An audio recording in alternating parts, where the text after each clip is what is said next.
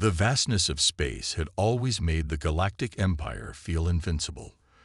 For 12,000 years, they had spread across the stars, bringing 300 species under their banner. Their ships were countless, their technology unmatched. They had never known true war, only diplomatic victories and small police actions. Admiral Vrick stood on the command deck of the Imperial Vanguard *, his 4 eyes blinking in sequence as he studied the blue-green planet on the main viewer, Earth. A curiosity that Imperial scouts had only recently confirmed harbored intelligent life. Readings show primitive spacefaring capability, reported his science officer. They have colonies on their moon and neighboring planet, but nothing beyond their home system. Vrick nodded. Standard protocol, then. Show strength, offer protection, integrate them into the Empire. The Imperial Flotilla, 5 massive ships that dwarfed anything humans had built, decelerated into Earth orbit. Their arrival triggered immediate alerts across every human military installation. In the United Earth Defense Force headquarters beneath the Rocky Mountains, General Parker studied the alien vessels with concern. "They're not responding to hails," he said to the assembled leaders, "and they're positioning in attack formation." Captain James Miller, the UEDF's top diplomat and tactical officer, stepped forward. "Sir, request permission to take the Defiant up to meet them." "Granted, but take a battle group. We don't know their intentions." Miller's small fleet of 6 ships approached the Imperial vessels cautiously.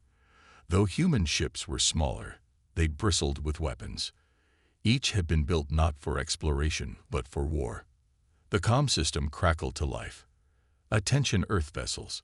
This is Admiral Vrick of the Galactic Imperial Fleet. We come with peaceful intent to welcome your world into our empire." Miller's face remained neutral as he responded. "Admiral, I am Captain James Miller of Earth. We appreciate your greeting, but must inform you that Earth remains sovereign. We would welcome peaceful relations as equals." A pause followed. The aliens had not expected resistance. "Captain Miller, perhaps you misunderstand. The Empire spans most of the galaxy. All civilized worlds benefit from our protection and guidance. Resistance would be unwise." Miller signaled to his communications officer to mute the channel. "They're threatening us," he told his bridge crew. "Typical Empire playbook. They think we'll fold like everyone else." He reopened the channel. "Admiral Vrick, humanity has a message for your empire. We have spent our entire history fighting each other. War is in our blood. If you choose peace, we will be your strongest allies. If you choose conflict, we must warn you. Run." Laughter echoed through the Imperial communication. "Captain, your species has barely left its own planet. The Empire has united 300 worlds. Your warning is noted but unnecessary. We will send diplomats to discuss terms of your integration." Miller's expression darkened. "Admiral, this is not a threat but a courtesy. Humans have fought more wars among ourselves than your empire has stars. We united not through peaceful means, but by surviving countless conflicts. We don't want war, but we are very, very good at it." The meeting ended with an uneasy agreement to hold formal talks. 3 days later, Imperial representatives landed on Earth to meet with world leaders. In the Great United Nations Hall, Emperor Drolax's ambassador spoke with confidence. "Your planet will benefit greatly from Imperial protection. Your technology will advance centuries overnight. All we require is your allegiance and a small tribute." General Parker leaned toward Miller. "They're not listening, are they?" Miller shook his head. "They can't understand what we're trying to tell them. They've never faced a species born from conflict." As the talks continued, Imperial scout ships began mapping Earth's defenses. They noted the weapons platforms, the military bases, the orbital satellites. But they missed the hidden fleets, the underground bunkers, the classified technologies developed from centuries of humans fighting humans. "Final warning," Miller told the ambassador before they departed. "If you want peace, we welcome it. If you want war, you should run." The ambassador merely smiled, 4 rows of teeth gleaming. The Empire does not run, Captain Miller. The Empire rules. The Imperial Palace on Draxus Prime shimmered like a diamond against the red giant sun. Inside the Grand Chamber, Emperor Drulax sat upon his crystalline throne, surrounded by representatives of the Galactic Council. "These humans are unusual," said Council Elder Mox, his tentacles waving with concern. "They speak of war as if it were a skill to be proud of." Emperor Drulax clicked his mandibles dismissively. "Every newly discovered species believes itself special. The humans will learn their place, as all others have." Admiral Geltz, veteran of 100 integration campaigns, stepped forward. "My Emperor, perhaps caution is warranted. Our scouts report unusual defensive capabilities for their technological level." "Nonsense," Drulax replied. "Show me their military advisor." A hologram appeared in the center of the room. Military advisor Marcus Reeves stood at attention, his face stern beneath a cap bearing Earth's united emblem. "Human." The Emperor addressed him directly. "Your Captain Miller speaks of your warfare abilities with great pride. Explain why we should fear a single planet." Reed's eyes narrowed. "Emperor, it is not pride but warning. Humanity has fought over 20,000 recorded wars among ourselves. Our entire history is an arms race. We've developed weapons specifically to kill other humans. When turned against an external threat, these become even more deadly." The council members exchanged glances. One rose to speak. "But your technological level is primitive compared to ours." "Technology isn't everything," Reed replied. "Humans excel at asymmetric warfare. When outgunned, we adapt. We fought with sticks against bullets and won. We've overthrown empires with guerrilla tactics. We don't want war, but we're telling you, we're dangerous when cornered." After the transmission ended, Admiral Geltz approached the throne. "My Emperor, perhaps a diplomatic." "Enough." Drulax stood. "I will not be threatened by primitives. Prepare a demonstration of Imperial might. Target their Mars colony. Minimal casualties, maximum impact. Show them what real power looks like." The Imperial battleship Dominant moved into position above Mars, its massive shadow falling over the human settlement of New Armstrong. Without warning, it fired precision energy beams that destroyed the colony's defensive systems and governmental buildings. "Attention humans," broadcast the Imperial captain. "This demonstration shows the futility of resistance. Surrender your planet to Imperial protection or face destruction." The response came not in words but action. 3 human ships, smaller than anything the Empire considered a warship, emerged from behind Mars moon Phobos. They moved with startling speed, executing maneuvers the Imperial computers deemed irrational and inefficient. The Dominant's shields flared as the human vessels fired weapons that seemed primitive yet somehow penetrated Imperial defenses. The human ships took damage but kept fighting, targeting the same shield sections repeatedly until they collapsed. In the Imperial Palace, Emperor Drulax watched in disbelief as live feed showed the Dominant, a ship that could devastate an entire planet, crippled by 3 human vessels. "Impossible," he whispered. The transmission from Earth came moments later. It showed General Parker standing beside Captain Miller. "You attacked a peaceful colony," Parker said, his voice cold. "You killed 200 civilians. This is your only warning. Withdraw from our system immediately or face the full response of Earth." Drulax rose from his throne. "Do they not understand? We are the Galactic Empire. We control thousands of worlds." "My Emperor," Admiral Geltz said quietly, "the Dominant has gone silent. All hands lost." Silent shock filled the chamber. The Empire had not lost a capital ship in over 3 centuries. "This is unexpected," Drulax finally said. "Prepare the 7th Fleet. If these humans want war, we shall give them extinction."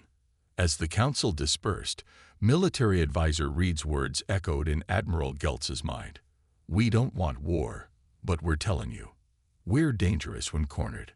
The Empire had just cornered humanity, and humanity had just begun to fight back. The destruction of the Imperial battleship Dominant sent shockwaves through the Empire.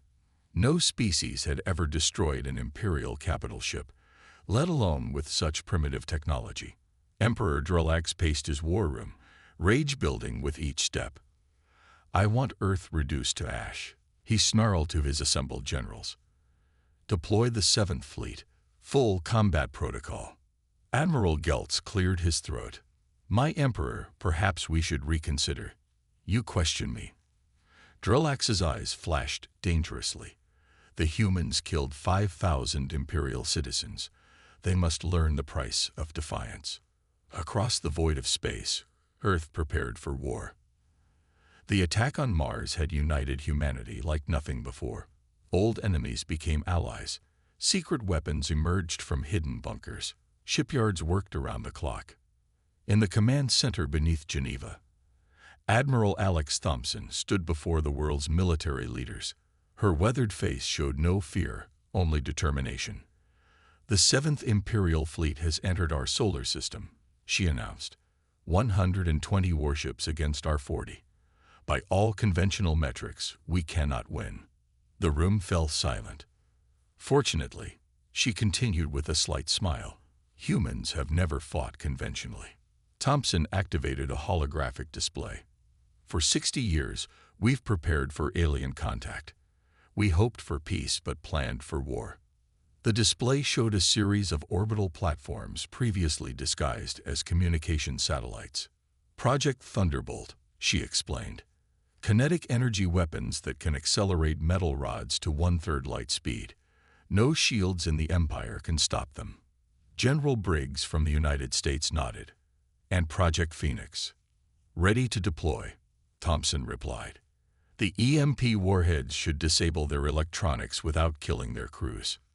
In the Jupiter orbit, the 7th Imperial Fleet prepared to launch their attack. Fleet Commander Xerx watched Earth's small defensive fleet with contempt. "Their ships are clustered near their moon," he reported to Emperor Drelax. "They appear to be protecting it rather than their homeworld." "Primitive tactics." "Destroy them all," ordered Drelax. The Imperial warships accelerated toward Earth, their weapons charging. They expected the humans to flee or surrender. They expected an easy victory. They were wrong. As the Imperial fleet passed Mars, the supposedly defeated human colony launched dozens of stealth missiles. Simultaneously, Earth's defensive fleet split into 5 smaller groups, executing maneuvers that Imperial tactical computers couldn't predict. "They're not following standard formation," reported Xerx's tactical officer. "Their movements appear random." Before Xerx could respond, the first kinetic rod struck. 6 Imperial battleships erupted in silent explosions as metal projectiles moving at incredible speeds tore through their hulls. No warnings, no energy signatures to detect them. "What was that?" demanded Xerx. "Where did those attacks come from?" Earth's smaller ships darted between the Imperial vessels, firing at point-blank range before accelerating away. They targeted engines and weapon systems with surgical precision. On Earth, Admiral Thompson watched the battle unfold. Execute Operation Hornet's Nest. Hundreds of single-pilot fighters launched from hidden bases on the moon. Too small to register as threats on Imperial scanners, they swarmed the larger enemy ships. "They're everywhere," Xerx shouted as his flagship rocked with explosions. "How are they penetrating our shields?" The answer came too late. Humans had studied the electromagnetic frequencies of Imperial shields and calibrated their weapons accordingly. The supposedly impenetrable defenses might as well have been paper. Within 2 hours, 30 Imperial ships were destroyed and 40 more crippled. The remainder retreated beyond Neptune. In the Imperial Palace, Emperor Drelax received the news in stunned silence. "Impossible," he whispered. "A single planet cannot defeat our fleet." Admiral Geltz spoke carefully. "The humans fight differently, my Emperor. They do not follow the rules of engagement we've established over millennia." Drelax's eyes hardened. Then we shall abandon rules altogether. Prepare the planet killers. If humans want war, I will give them extinction. On Earth, Admiral Thompson addressed her victorious forces. We've won the first real battle, but the war has just begun. The Empire will return with everything they have. She looked at the star map, countless Imperial worlds glowing across the galaxy. And so will we. The Imperial science vessel Discovery drifted in the shadow of Neptune, hidden from human sensors. Inside its laboratory, Chief Researcher Voxt studied the remains of human soldiers recovered from the Mars colony. His 4 eyes blinked rapidly as he examined the data. Fascinating, he murmured to his assistants. Their bodies produce chemicals during combat that enhance strength, speed, and pain tolerance. Emperor Drelax's hologram appeared in the lab. Tell me something useful, researcher. Why are these primitives defeating our forces? Vox gestured to the biological scans. My Emperor, humans evolved as pursuit predators on a dangerous world. Their bodies literally transform under threat. What we call combat stress, they call adrenaline response. It makes them faster, stronger, and more focused when fighting. All species have stress responses, Drelax dismissed. Not like this, Vox insisted. And there's more. Their brains form connections differently. They see patterns where none exist. They imagine threats before they appear. You're suggesting they can predict the future? The Emperor scoffed. No, my Emperor. I'm suggesting they're constantly preparing for worst-case scenarios. It's called anxiety in their medical texts, a survival mechanism that evolved to anticipate danger. On Earth, Dr. Elena Volkov led a different kind of research team. In a fortified bunker beneath Moscow, she supervised dozens of scientists examining captured Imperial technology. Their weapons are powerful but predictable, she explained to Admiral Thompson. They haven't had to innovate in centuries because no one challenged them. Thompson nodded. And our weaponry? Dr. Volkov smiled grimly. We've been trying to kill each other since we invented rocks. Every human weapon was designed to defeat other humans, the most dangerous prey.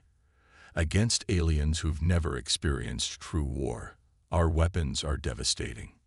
She led Thompson to a massive archive room. This is what I wanted to show you. The Warfare Archive. Every military strategy, technology, and tactic humans have ever developed. The walls were lined with thousands of physical books and digital records. Sun Tzu's *Art of War*, Clausewitz's *on War*, ancient Roman battle plans, modern guerrilla tactics, nuclear strategies, cyber warfare protocols. We've been studying war for 5,000 years, Volkov said. The Empire has been practicing peace. Meanwhile, on the Imperial homeworld, Admiral Geltz secretly met with a group of concerned council members. The humans have destroyed 67 ships and disabled over 100 more, he reported. Our casualties exceed 30,000. Elder Mox shuddered. How is this possible? They're one planet against an empire. A planet that spent its entire history at war with itself, Geltz replied. We evolved toward cooperation. They evolved through conflict. And now they're reverse engineering our technology at an alarming rate. The Emperor plans to use planet killers, another council member whispered. Genocide. Which will only prove the humans right about us, Geltz said. Back on Earth, Captain Miller supervised the integration of Imperial technology into human ships. Workers welded captured shield generators onto Earth vessels, while engineers reprogrammed alien computers. How long until the fleet is ready? Miller asked his chief engineer. 3 days, the engineer replied. We're installing jump drives on the dreadnoughts first. Miller nodded. The Empire doesn't expect us to strike their territory. They think we're trapped in our solar system.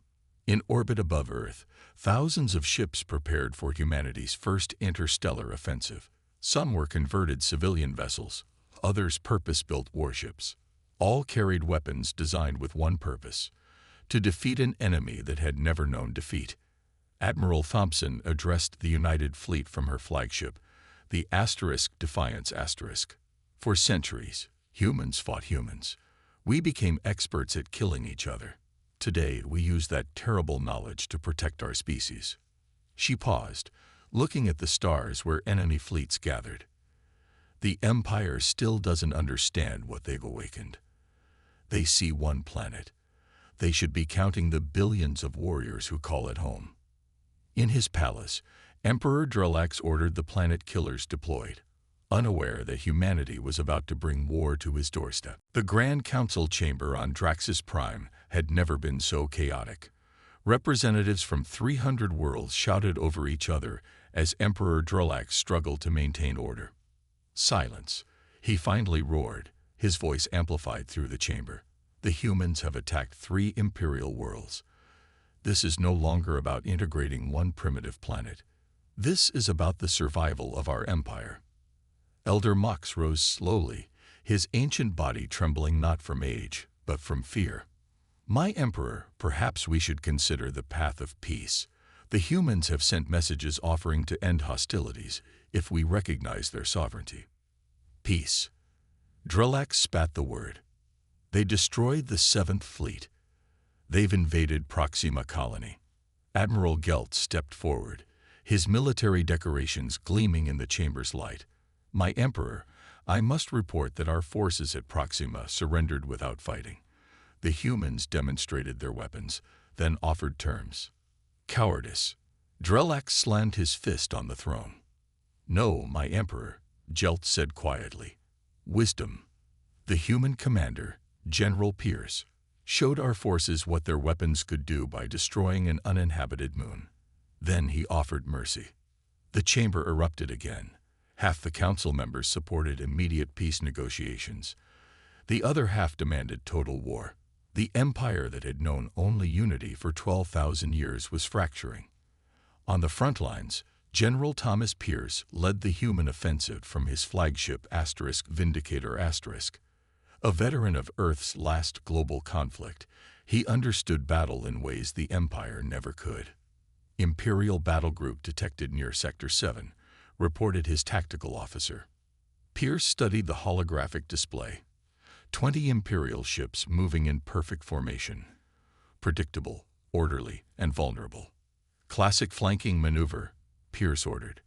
Raptors 1 through 6, execute broken arrow pattern.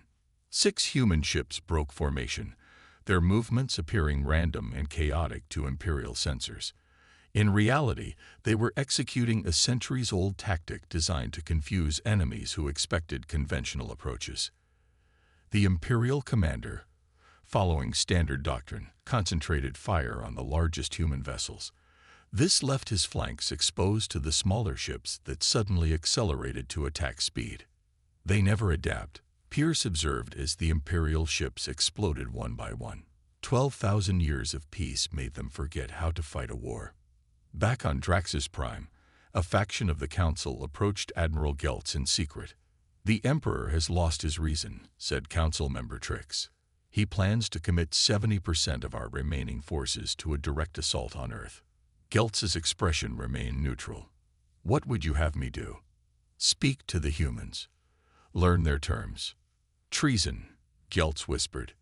Survival, Trix countered. The humans don't want our worlds. They've proven that by sparing civilians and offering surrender terms. Meanwhile, Emperor Drelax gathered his loyal commanders. The planet killers are ready. We will strike Earth directly. Without their homeworld, these humans will lose their will to fight. Grand Admiral Zex bowed low. My Emperor, our intelligence suggests the humans have evacuated key personnel and resources. They anticipated this strategy. Impossible. Drelax rage. How could they know our plans? The answer, unknown to the Emperor, was simple. Humanity had played this game countless times against itself. Every possible strategy the Empire considered had been used in human wars centuries before. On the edge of Imperial space, Admiral Thompson's fleet prepared for the decisive push toward Draxus Prime. Captured Imperial ships flew alongside human vessels, their crews having defected after witnessing Earth's unexpected mercy towards surrendered forces. "Admiral," her communications officer called, "we're receiving a transmission from within the Imperial Palace. It's coded but appears to be from Admiral Geltz." Thompson's eyes narrowed. "Put it through to my private channel." The message was brief. "The Emperor plans to destroy Earth with planet killers. Half the Council seeks peace. Move quickly." Thompson turned to Captain Miller. "Inform General Pierce. We're accelerating the timeline." As human fleets surged toward the Imperial capital, the Empire continued to fracture. For the first time in 12 millennia, the species of the galaxy questioned their leaders, all because one planet, dismissed as primitive, had shown them something they had forgotten existed: the art of war. The Imperial Palace trembled as distant explosions lit up the night sky of Draxus Prime. Emperor Drelax stared through the crystal dome of his throne room, watching as human ships engaged his defense fleet high above the capital. "How did they penetrate our defenses so quickly?" he demanded, voice shaking with rage. No one answered. Most of his advisors had fled. Those who remained stared at communication screens showing Imperial worlds surrendering one after another, not to overwhelming force, but to small human delegations offering terms. "The humans have captured the defense grid control station," reported a frightened aide. They've disabled our planetary shields." Drelax collapsed onto his throne. "Send the message. Deploy all planet killers against Earth. Now." The aide's hands trembled over the console. "My Emperor, we've lost contact with the planet killer fleet. The humans found them hiding behind Saturn. They're gone." A new voice echoed through the chamber. "We tried to warn you." All eyes turned to see Admiral Thompson standing in the doorway, flanked by human soldiers, and, shockingly, Admiral Geltz and several council members. "Traitors." Drelax spat at his former advisors. Thompson stepped forward. "No, Emperor. Patriots who chose to save billions of lives." She gestured toward a view screen showing human ships in orbit. "We now control your capital, your defense grid, and your communication network. You cannot defeat an empire of 300 worlds," Drelax snarled. "We already have," Thompson replied calmly. 87 of your worlds have surrendered. Another 64 have declared neutrality. The rest are waiting to see what happens here." Through another doorway, Captain Miller entered with Dr. Volkov. They carried an ancient wooden box bearing Earth's seal. "What is this?" demanded Drelax. Miller opened the box, revealing an old paper document. "This is what humans call a peace treaty. It's quite generous." Dr. Volkov explained the terms. "The Empire recognizes Earth and all human colonies as sovereign territory. A demilitarized zone is established between our spaces. Trade agreements beneficial to both sides. And if I refuse?" Drelax rose from his throne. Thompson's face hardened. "Then we demonstrate why we warned you to run." She nodded to a communications officer, who activated a view screen showing a desolate moon orbiting Draxus Prime. "That moon is uninhabited according to your records," Thompson said. "Watch carefully." A small object, barely visible, approached the moon. There was a flash of light, then silence. Seconds later, the entire moon shattered, breaking into countless fragments. The throne room fell absolutely silent. "One weapon," Thompson said quietly. "Developed in secret. We call it the Planet Breaker. We built 3. Just in case." Drelax stared at the debris field that had been a moon moments before. "You would destroy worlds." "No," Miller corrected. "We would never use this on inhabited planets. We're not monsters. But we wanted you to understand what happens when you push humans too far." Dr. Volkov placed the treaty on a table. "We've studied your history, Emperor. Your empire began as a force for good. You united species, shared knowledge, created prosperity. You can be that again. Without humans under your control," Thompson added. Captain Miller stepped forward. "This is your final warning, Emperor.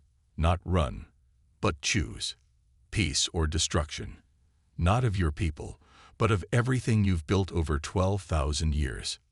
Elder Mox approached the emperor. My lord, I have served the council for 7 centuries. The humans have shown restraint where we showed aggression. They offer peace where they could demand surrender. Drillax looked around the room. His advisors, the human leaders, the view screen showing his shattered moon. You could have destroyed us, he said finally, comprehension dawning. From the beginning. We didn't want to. Miller replied simply. We tried to warn you. Thompson nodded. Humanity has fought itself nearly to extinction many times. We learned the value of peace through unimaginable bloodshed. We don't wish that lesson on anyone else. The Emperor slowly reached for the treaty. The Empire has never surrendered. This isn't surrender, Miller said. It's the beginning of something new. As Drillax's hand hovered over the document, communications reported that the Planet Killer fleet had been found, disabled, but with crews unharmed. You spared them? Drillax asked in disbelief. Of course, Thompson answered. That's the difference between us. You never understood war. But we understand mercy. 1 year after the Treaty of Draxus Prime, the Grand Assembly Hall of the newly formed Galactic Concord buzzed with activity. Representatives from 400 worlds, including those that had once been independent of the Empire, gathered for the historic first session. At the center of the hall stood a circular table where the Concord Council sat. Emperor Drillax, now bearing the title of Imperial Representative, occupied one seat. Beside him sat Admiral Thompson of Earth, her uniform decorated with both human and alien symbols of peace. The first meeting of the Galactic Concord is now in session, announced Elder Mox, who had been chosen as the neutral facilitator. The journey to this moment had not been easy. After Drillax signed the treaty, hardliners in the Imperial military attempted a coup. They failed when their own troops, having witnessed humanity's power and mercy, refused to fight. Drillax rose to address the assembly. For 12,000 years, the Empire brought stability to the galaxy, but we mistook peace for strength and unity for wisdom. He glanced at the human delegation. It took our defeat to show us that true strength comes from diversity of thought, not conformity of action. Admiral Thompson spoke next. Humans came late to the galactic community. We brought with us a history of conflict, but also of reconciliation. The Concord represents the best of both our traditions, the Empire's ability to unite worlds, and humanity's understanding that true unity must respect differences. In the observation gallery, Captain Miller watched the proceedings with Dr. Volkov and General Pierce. Their roles in the war had made them legendary figures across the galaxy. Did you ever think we'd end up here? Pierce asked Miller. When you first met Admiral Frick. Miller shook his head. I expected either total war or forced submission. This outcome never crossed my mind. Dr. Volkov smiled. That's the irony. Our capacity for war led to lasting peace. Below them, Admiral Geltz, now the commander of the Concord Defense Fleet, approached the central podium. His new fleet combined Imperial technology with human tactics, creating a force designed to protect rather than conquer. The Combined Defense Initiative is now operational, he reported. For the first time, our galaxy has a military doctrine that draws from all member worlds, not just the dominant powers. What he didn't say publicly was that human military advisors had revolutionized Imperial tactics. Ships that once moved in predictable patterns now employed chaotic formations. Commanders trained to think creatively rather than follow doctrine. After the formal session, Drillax found Miller in a quiet corridor. Captain, the former Emperor said, his voice lacking its former arrogance, there is something I still don't understand. What's that? Miller asked. You could have conquered us. After demonstrating the planet breaker, you could have demanded our surrender. Instead, you offered partnership. Miller considered this. Throughout human history, we learned one lesson repeatedly. Victory isn't winning the war. It's winning the peace that follows. In another part of the Concord headquarters, Admiral Thompson met with representatives from newly discovered worlds on the galactic rim. "You have nothing to fear from Earth," she assured them, "or from the former empire. The Concord exists to share knowledge, not impose control." A reptilian delegate hissed skeptically, "Yet humans now advise your military. You defeated the greatest power in the galaxy." Thompson smiled, "And chose not to replace it with another empire. That's the point you're missing." The day concluded with an unprecedented event. In the Concord Academy, Captain Miller taught the first class on military history to a room filled with alien officers. On the wall behind him hung artifacts from human conflicts: a Roman gladius, a samurai katana, an American M1 helmet. "War has been humanity's curse and teacher," Miller explained to the fascinated audience. "We share these lessons not to glorify conflict, but to ensure you understand why we warned the Empire to run." As night fell on Draxus Prime, the lights of the Concord headquarters illuminated the rebuilt capital. Human ships patrolled alongside Imperial vessels. Scientists from 100 worlds collaborated in newly established research centers. The galaxy had never known a peace built on the understanding of war. But as Admiral Thompson had told Emperor Drolax during the treaty signing, "The best warriors aren't those who win every battle, but those who know which battles not to fight." The Empire had never had war with humans before. Now, they would never need to again.